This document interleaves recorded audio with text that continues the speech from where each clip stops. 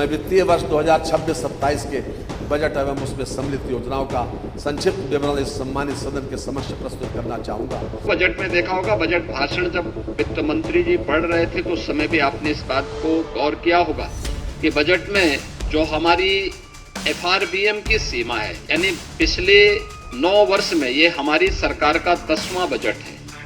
9 वर्ष में 3 गुना से अधिक उत्तर प्रदेश का यह बजट बढ़ा है।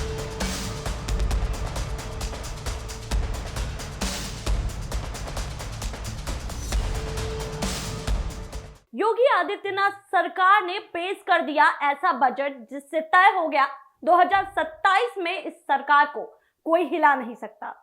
दोस्तों, बजट में हमेशा एक चीज देखी जाती है कि इसके फ्यूचर के लिए कितनी संभावनाएं हैं।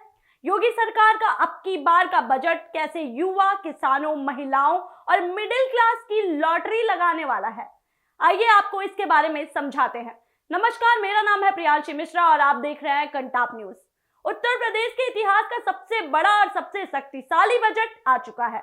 योगी सरकार ने 9.12 लाख करोड़ का जो पिटारा खोला है उसमें विरोधियों की बोलती बंद हो गई है। यह बजट यूपी को $1 ट्रिलियन इकोनॉमी बनाने का सबसे बड़ा प्रहार है। अब यूपी ना रुकेगा और ना थकेगा। यह सीधे आम आदमी की जेब और गरीब के पेट की चिंता मिटाने वाला बजट है। शिक्षा पर 12.4% और स्वास्थ्य पर 6% का भारी भरकम खर्च सीधे गरीब के बच्चों और बुजुर्गों के लिए है। सरकार ने 34,468 करोड़ रुपए सिर्फ सड़कों और पुलों के जाल को बिछाने के लिए लगा दिए हैं। इसका सीधा मतलब यही निकलता है कि गांव, किसान और अब फसल तक सीधे नहीं जुड़े हुए हैं, ये शहर की मंडियों तक चंद घंटों में पहुंच सकेंगे। सिंचाई के लिए 18,000 करोड़ रुपए किसानों की बंजर किस्मत को बदलने का काम करेंगे। यह पैसा सीधे खेतों तक पानी पहुंचाएगा और किसान की मेहनत को फसल में बदलेगा। युवाओं के लिए यह बजट किसी सपने से कम नहीं है, यानी उनका सपना सच होने वाला है। स्वामी विवेकानंद युवा सशक्तिकरण योजना के तहत 40 लाख नए टैबलेट बांटे जाएंगे।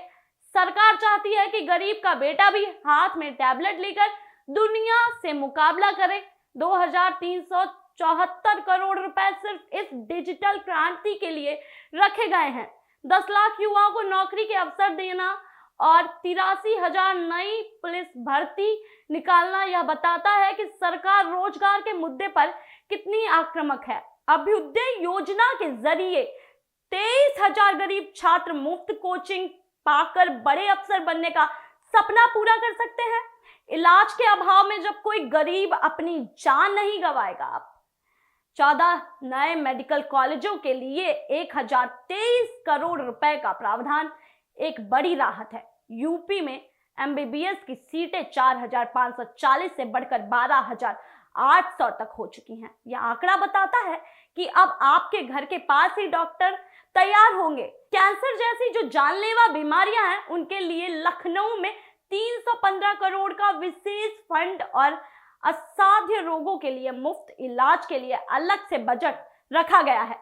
16 जिलों में PPP मॉडल पर बनने वाले अस्पताल हर गरीब की पहुंच में स्वास्थ्य सेवाओं को लाकर रखेंगे। सुरक्षा के मोर्चे पर तो यूपी ने मिसाल कायम कर दी है। पुलिस विभाग के लिए करीब 3,000 करोड़ रुपए सिर्फ इमारतों और सुविधाओं के लिए रखे गए हैं। अपराधियों के मन में खौफ पैदा करने के लिए फायर सेफ्टी और हाई राइज बिल्डिंग सुरक्षा पर विशेष ध्यान दिया गया है। मिशन शक्ति के तहत हमारी बहन बेटियों की सुरक्षा के लिए महिला पुलिस कर्मियों को गाड़ियां दी जा रही हैं। वहीं जहां सुरक्षा मजबूत होती है तभी निवेश आता है और आज देश में 65% मोबाइल फोन यूपी में बन रहे हैं। यह हर उस नागरिक के लिए गर्व की बात है जो यूपी को बदनाम होते हुए देखता था।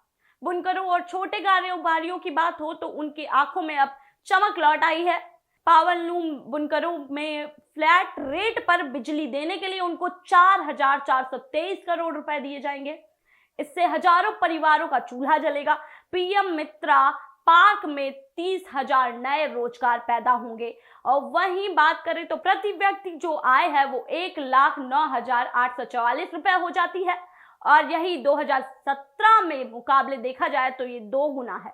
और बेरोजगारी की दर सिर्फ 2.24% ही रह जाएगी। ये आंकड़े नहीं है बल्कि उस आम आदमी की सफलता की कहानी है जो कल तक परेशान था। योगी सरकार का ये जो बजट है वो 50 लाख करोड़ के निवेश को जमीन पर उतारने की ताकत रखता है, या बजट उस किसान का है जो पानी चाहता है, वह युवा का है जो काम चाहता है, जिसे सुरक्षा चाहिए उस महिला का है, और उस बीमार का है जो मुफ्त इलाज चाहता है। यूपी अब लैंडलॉक्ड राज्य होने के बावजूद एक्सपोर्ट के नंबर में नंबर 1 सामने आया है। या बजट का उत्तर प्रदेश हर नागरिक के स्वाभिमान का बजट है। या बजट बदलता हुआ उत्तर प्रदेश है और अब कोई ताकत इसे रोक नहीं सकती।